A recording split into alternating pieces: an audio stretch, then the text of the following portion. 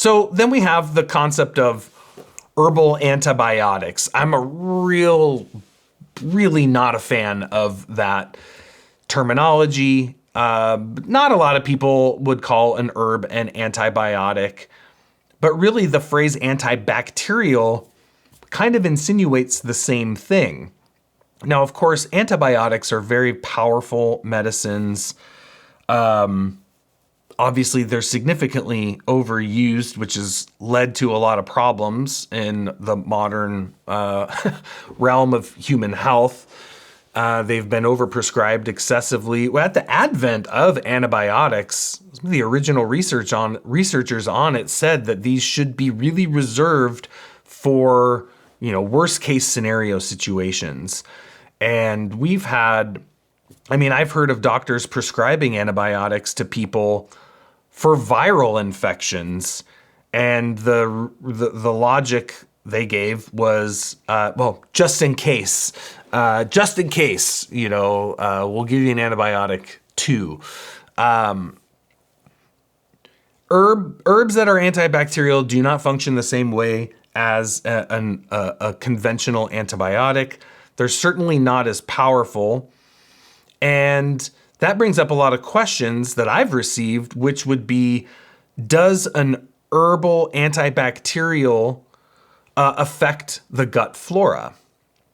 Right? In the same way that you take an antibiotic and it can totally wipe out the gut flora, does an herbal antibacterial do the same thing? Well, it's hard to say yes or no on that in terms of all herbs, but it doesn't seem to be the case.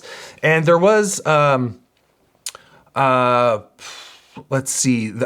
berberine, being a very heavily researched substance these days, was given in very large amounts to individuals, their gut flora tested before and after high doses of berberine, and there was no disruption in the gut flora.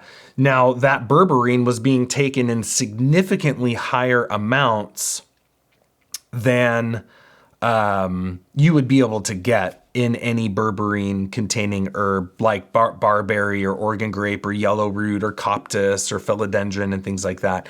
So herbs do not seem to be able to disrupt the flora of the gut like a standard antibiotic.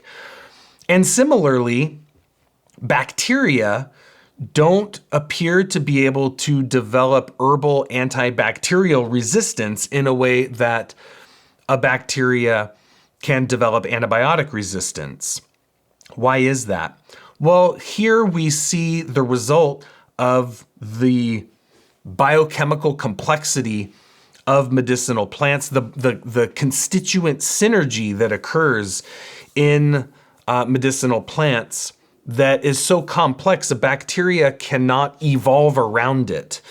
When you have an antibiotic, it's a singular substance, and bacteria reproduce so quickly, they can learn how to develop a resistance to a single compound. But when you're taking Oregon grape root and you don't just have berberine, but you've got a host of other isoquinoline alkaloids, many other bitter substances, a whole slew of biochemical complexity, that's too much for the bacteria to handle. The herb is smarter than the bacteria.